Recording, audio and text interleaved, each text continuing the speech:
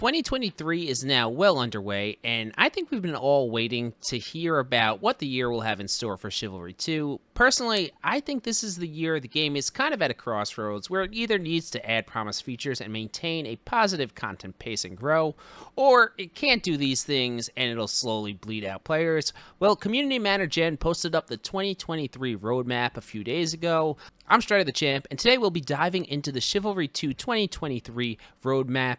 News, opinions, analysis, we'll be doing it all. If you enjoy the video, be sure to subscribe. So as we dive into the roadmap here, I just want to point out a general theme of things being a tad vague. Much of the information, it lacks details. Things like dates or teasers on weapons or maps are just kind of not there. And I can almost guarantee this is very intentional because, look, we know the devs have a bit of a history with not meeting promised timelines, so big brain move here, but you can't miss the promised states if you don't give one. So let's start with something that has been a work in progress for a year and a half, and that is cross-platform parties. The issue has been beaten to absolute death. It's good to see the developers at least acknowledge true crossplay and make it the first thing they mention on the roadmap. Now, if you watched my top 5 things Chivalry needs to add in 2023, you'll remember that this was at the top of my list because Torn Banner has promised the feature for over a year, and we're working on it. Has become a meme at this point. So I think we all appreciate the fact that it's still a priority, but it's time to fulfill promises and deliver the feature. Now, I mentioned being vague about timelines earlier, and notice there's no time estimate here. In fact, the fine print of the article even says things are always subject to change. I really hope this is delivered soon, but I'm just afraid this is something we get like in December, right before New Year's. Let's hope for the best, but expect the worst. Cautiously optimistic. Next up, we have Campaign Passage, which, can we just stop being edgy and call it a Battle Pass? Like, no need to reinvent the wheel here, it's the same shit. Now, people were really up in arms over the Battle Pass being added originally. I'm not opposed to it. It gives the super high-level players something to work for again, and it's just cosmetics. Personally, I think Torn Banner has been much less predatory with monetization than most companies nowadays are. So even though, as you guys know from watching me play, I'm not super into cosmetics, and I change them like every 6 months, I'll most likely get it. But again, this is one of those things that if you don't like it, you don't buy it. No one's forcing you. And again, to me, this is really nothing noteworthy. Like, it's a nothing burger. Personally, I get zero just emotional response either way about battle passes. I'm not excited. I'm not disappointed. I really don't care.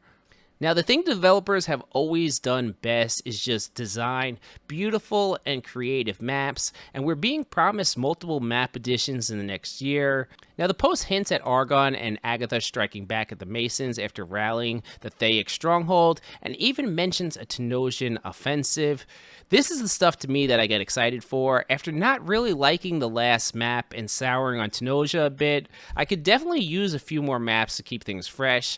And the news gets even better because they're also promising multiple new free-for-all maps, which you guys know I campaign for FFA on the main page all the time. Love the mode. Such just a great way to improve at the game. However, there's not much map variety, and Fighting Pit kind of sucks, so people definitely burn out on the mode.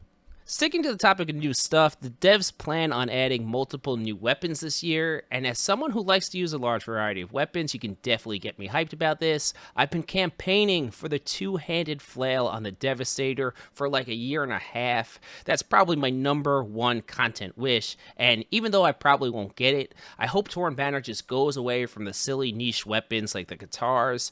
I knew those would be trash just reading the patch notes before they even released it, and it seems we've gone away from classic medieval weapons and added Assassin's Creed guitars, Final Fantasy Highland swords, and Donatello's bow staff. Can we please just go with some more classic medieval weapons?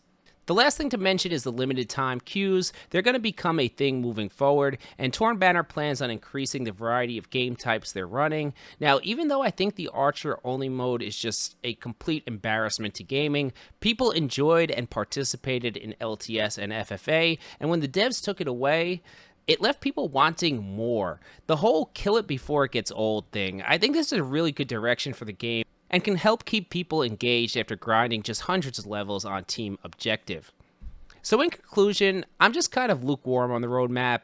I'll be really happy to see and play the new content, but I don't think there's anything groundbreaking here. I'm also worried about things like crossplay actually happening in a timely manner. Like always, Chivalry 2, despite its flaws, it's my favorite game, and I want to see it grow and continue to improve as a product. So let's hope cross-party is delivered. Champ out.